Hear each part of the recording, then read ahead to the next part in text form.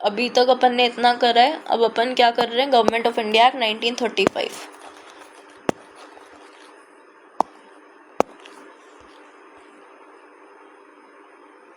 The act marked a milestone towards complete administrative and responsible government in India. Towards a completely responsible and administrative government you can say in India. ऐसा कहते थे Britishers. और कुछ काफ़ी सारे provisions है जो स्ट्रक्चरल प्रोविजंस अपने कॉन्स्टिट्यूशन में वो इस एक्ट से ही लिए गए हैं। So again it was a benchmark act.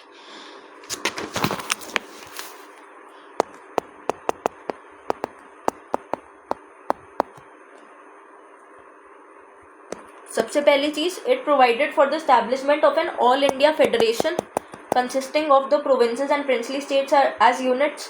Federal list, provincial list में डिवाइड कर दिया चीज़ों को, और कॉन्करेंट लिस्ट का भी इंट्रोडक्शन करा। तो एक फेडरल लिस्ट थी, एक अपनी प्रोविंशियल लिस्ट थी प्रोविंसेस के लिए। फेडरल लिस्ट किसके लिए थी? सेंटर के लिए।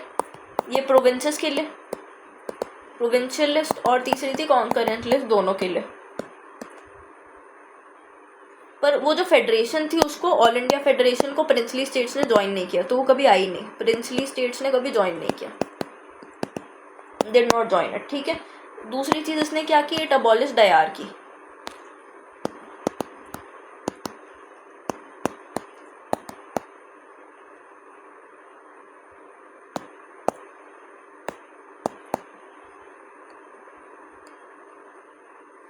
It abolished diarchy and introduced what? Provincial autonomy in its place.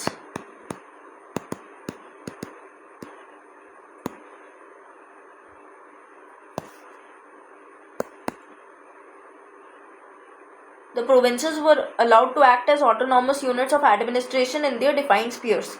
And the act also introduced responsible government in the provinces, that is, the governor was required to act with the advice of the ministers responsible to the provincial legislation. Alright, third thing it did was it provided for the adoption of diarchy at the center.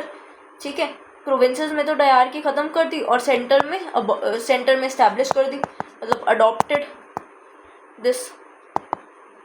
तो reserved और transfer subjects में divide करा, but this provision was not operational. ठीक है।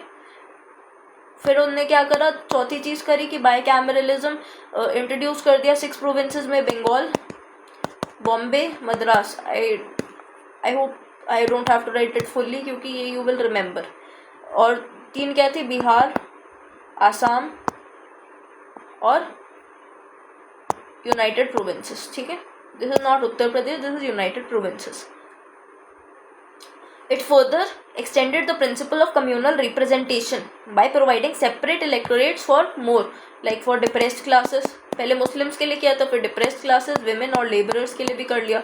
और 1919 ने भी उसको काफ़ी हद तक बढ़ाया था।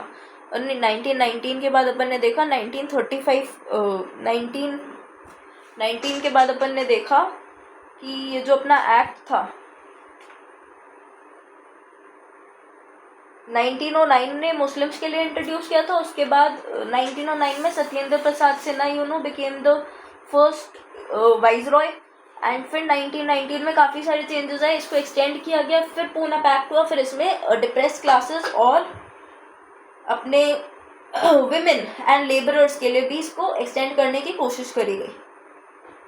Secretary of state was provided with a team of advisers. Alright, secretary of state का बर्डन कम करने के लिए 1919 में हाई कमीशन को सम थिंग्स वर ट्रांसफर्ड। फिर it extended the franchise of 10% of the total population to get voting right. तो voting right पे बात हुई। और सबसे इंपॉर्टेंट चीज़ क्या थी, जॉइंट पब्लिक सर्विस कमीशन और आरबीआई वगैरह का स्टैब्लिशमेंट हुआ, फेडरल कोर्ट का भी स्टैब्लिशमेंट हुआ। 1937 में हम इस चीज़ को होता हुआ देखेंगे। अब अपन बात करते हैं फाइनल इंडियन इंडिपेंडेंस एक्ट 1947 की। ब्रिटिश प्राइम मिनिस्टर क्लीमेंट एटले ने कहा कि ब्रिटिश रूल खत्म हो जाएगा जून 30, 1949 में, after which the power would be transfer to responsible Indian hands. फिर कॉन्स्टिट्यूशन फ्रेम हुआ, लॉर्ड माउंटबैटन वाइसरॉय बने और पार्टीशन प्लान आया। These things are very delicate, you have to understand them carefully. Cabinet mission plan आएगा 1946 में, उसके बाद आएगा इंडियन इंडिपेंडेंस एक्ट। तो एक बार देख लेते हैं, चलो I will tell you, don't get confused in these things. August offer 1940, फिर क्रिप्स मिशन 1942, ऑगस्ट ऑफर फिर Cripps mission comes after August offer, पहले ऑगस्ट आया, ऑगस्ट में मेंस, फिर क्रिप्स मिशन के बाद एक सेकेंड, इंडिया का इंडिपेंडेंस मूवमेंट मान लो आप 1942 में, ठीक है, क्रिप्स मिशन के जस्ट बाद। उसके बाद क्या हुआ, कैबिनेट मिशन, ठीक है, क्रिप्स मिशन फिर कैबिनेट मिशन 42, फिर कैबिनेट मिशन 1946, फिर Indian independence act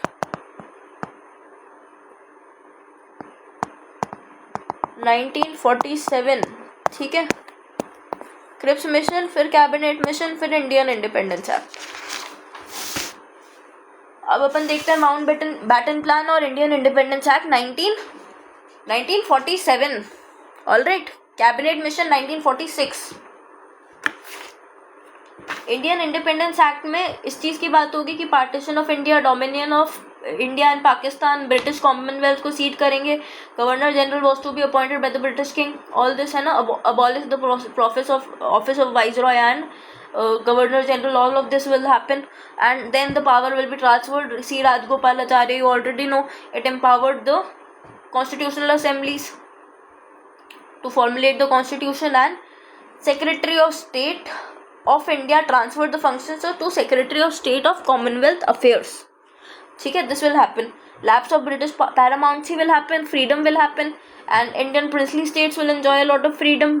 British monarch will be deprived of the veto rights. All these things are happening. और क्या होगा, सिविल सर्विसेज के बेनिफिट्स एक्सटेंड हो जाएंगे, the members appointed will continue to exercise their powers, something like this was also there. Then अब नए dominion का सबसे पहला गवर्नर जनरल कौन बना, लॉर्ड माउंटबैटन, और फर्स्ट प्राइम मिनिस्टर हुए थे जवाहरलाल नेहरू, ठीक है, इन चीज़ों को ध्यान रखना है। और एक चीज़ मैं आपको बताई थी, आई गॉट कन्फ्यूज्ड, हाँ, article 395 of the Indian Constitution mentions it. Which article? Article 395. ठीक है, remember this. We are done with this chapter. Now we will begin our next chapter. उसके पहले आप मेरे को एक क्वेश्चन का आंसर बताइए, एक क्वेश्चन का जवाब बताइए कि R.K. Shanmugam Chetty held which portfolio in the 1947 cabinet of Free India? Tell me in the comment section.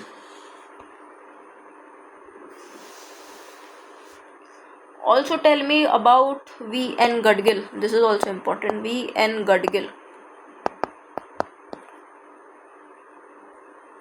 V.N. Gadgil, I will tell you, it is Works, Power and Mines. Okay. Don't confuse this with finance. Who held finance? You will tell me in comment section. Beautiful. Now we will do the making of the constitution. Idea of constitution was proposed by M.N. Roy.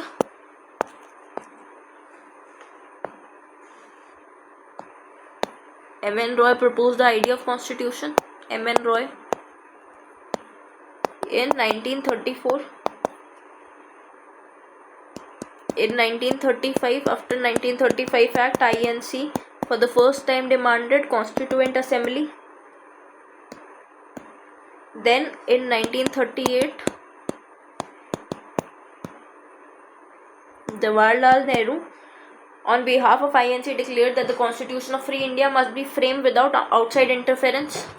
ठीक है, ये चीज़ें हो रही हैं. These developments are happening. The demand was finally accepted by British government in August offer. We discussed August offer. 1940, we will discuss it later in detail. 1940, and Sir Stanford Cripps, a member of cabinet, came to India with a draft proposal of British government on framing of independent constitution to be adopted after World War II. 1939 to 45. 1942, Cripps mission.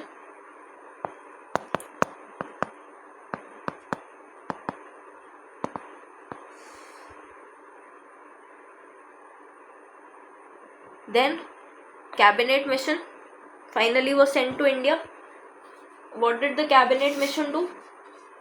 Cabinet mission, it rejected the ideas of two constitutional assemblies.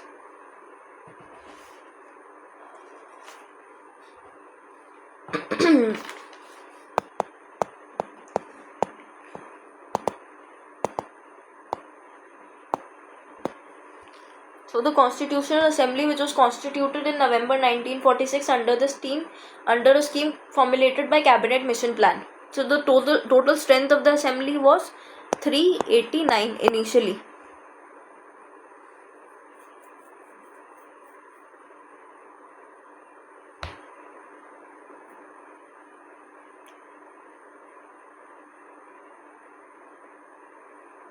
One seat was to be allotted to every 1 million people. ठीक है, out of every 1 million people. This is one fact you can remember. Representatives of each community were to be elected by members of community in provincial legislative assembly, and voting was to be by the method of proportional representation. Voting by proportional representation.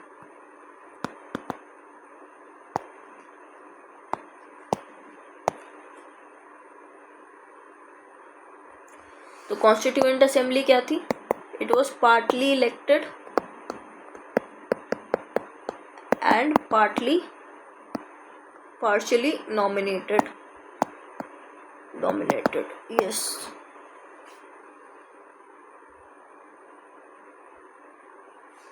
Members were elected by members of provincial legislatives who were indirectly partially elected. ठीक है, ऐसी चीज थी. This was the system.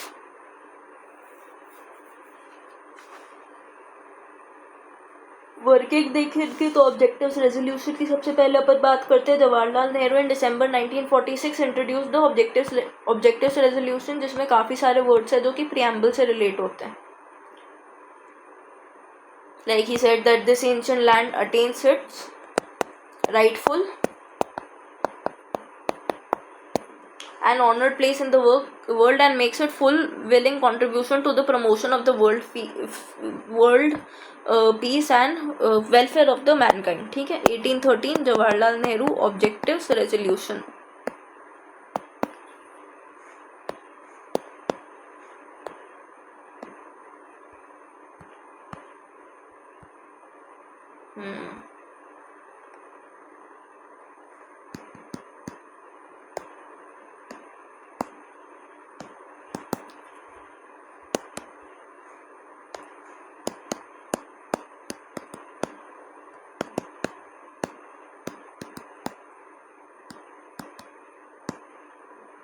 This was in December 13, 1946. It is also a significant date. Alright. Let us see certain changes which were introduced by the Independence Act.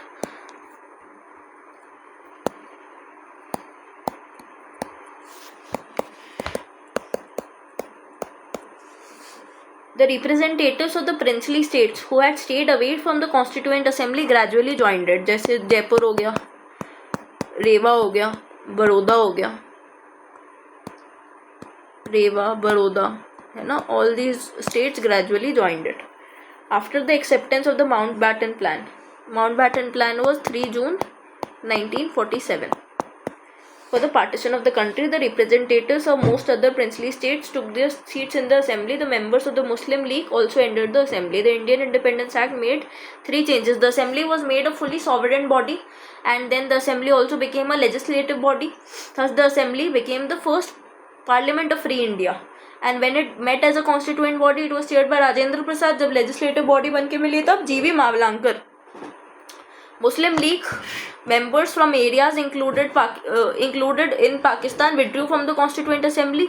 तो जो strength की अपन ने बात करी थी वो 389 बोला था, वो 299 हो गई थी. ठीक है, 299 was the final strength after they withdrew. Other functions will also perform, like it ratified the India's membership of the Commonwealth. अगर अपन क्रोनोलॉजी में देखें तो सबसे पहला क्या हुआ? Commonwealth membership was ratified. Commonwealth membership 1949 में. Then what? Then we will see January 1950. जनवरी 1950 में 3 चीज़ें होती हैं. प्रेसिडेंट बन जाते हैं राजेंद्र प्रसाद. दूसरी चीज़ क्या होती है, नेशनल सॉन्ग बनता है. तीसरी चीज़ क्या होती है, नेशनल एंथम बनता है. ठीक है, 24 जनवरी 1950. ठीक है, थर्ड चीज़ क्या होती है, थर्ड चीज़ होती है national flag. National flag July 22 1947. July 22 1947 the national flag was adopted. Alright, तो क्या हुआ, 24 जनवरी 1950 को हमने देखा कि प्रेसिडेंट राजेंद्र प्रसाद बन गए, नेशनल सॉन्ग और नेशनल एंथम अडॉप्ट हो गया. 24 जनवरी 1950 is important. National song is important. Vande Mataram debate is going on around this. मतलब debate has been concluded to a lot of extent after the notification. Commonwealth की membership 1949. उसके बाद ये 3 चीज़ें होंगी. उसके बाद एक चीज़ होगी कि हम नेशनल फ्लैग अडॉप्ट कर लेंगे 22 जुलाई. ठीक है, 1947 को. All this is done. Okay. Constituent Assembly had 11 sessions over 2 years, 11 months and 18 days. Okay. And formation, yes, it continued as the Provincial Parliament of India also till first general elections 1951.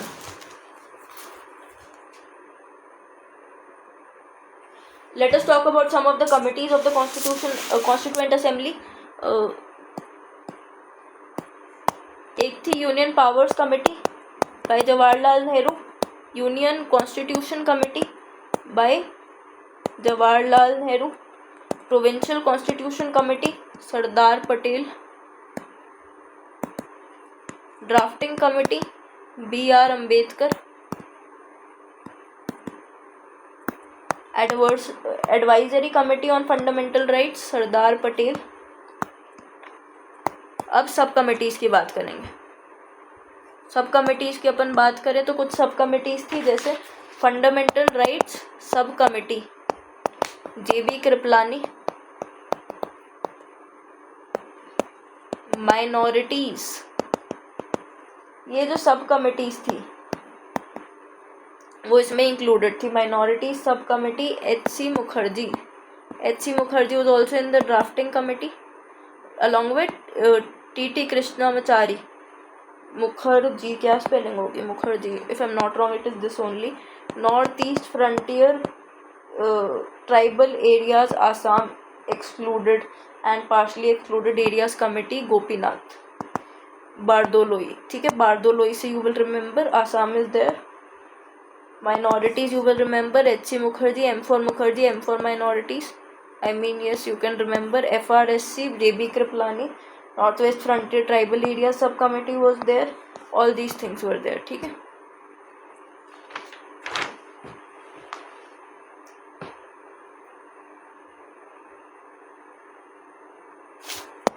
Rules of Procedure Committee. Rules of Procedure Committee.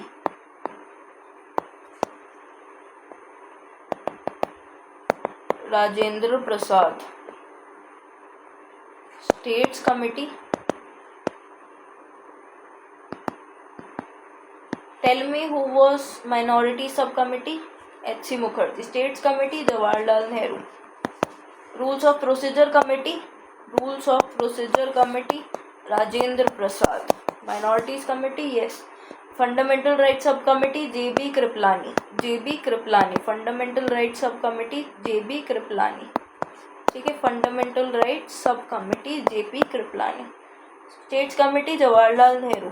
Steering committee, steering committee Rajendra Prasad. Rajendra Prasad. Rules of procedure committee Rajendra Prasad. Okay. Union constitution committee Jawaharlal Nehru. States committee Jawaharlal Nehru. Union power committee Jawaharlal Nehru.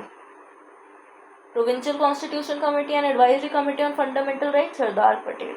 सब committee Sardar Patel. Minor committees भी थी, जैसे finance वाली committee थी, finance and staff committee, जो कि राजेंद्र प्रसाद संभाल रहे थे. Rajendra Prasad. There was credentials committee by Alladi Krishnaswamy Iyer. Order of Business Committee by K.M. Munshi. ठीक है. House Committee by Pattabi Sitaramaiah. I am confused about spelling.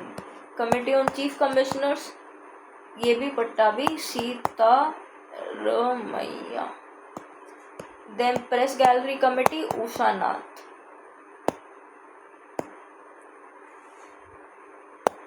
Linguistic Committee,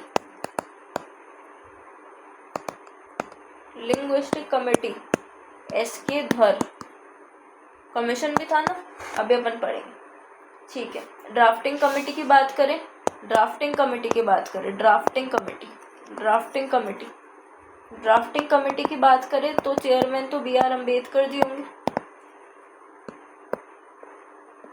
उसके अलावा कौन मेंबर्स थे? N. गोपालस्वामी अयंगर, अल्लादी कृष्णस्वामी अय्यर, K.M. मुंशी. सैयद मोहम्मद भी थे.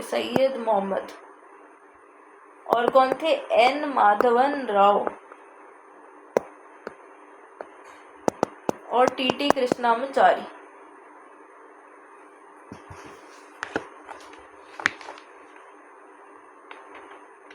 By the way, the drafting committee took less than 16 months to prepare its draft. Less than 6 months, 6 months से भी कम में draft बन गया था.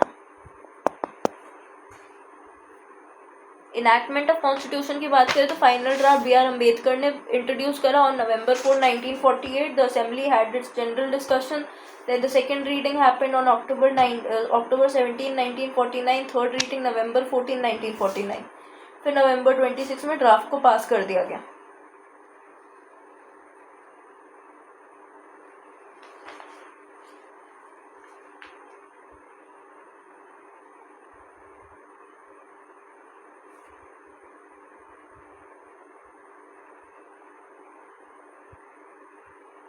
Now let us continue the remaining part in next lecture.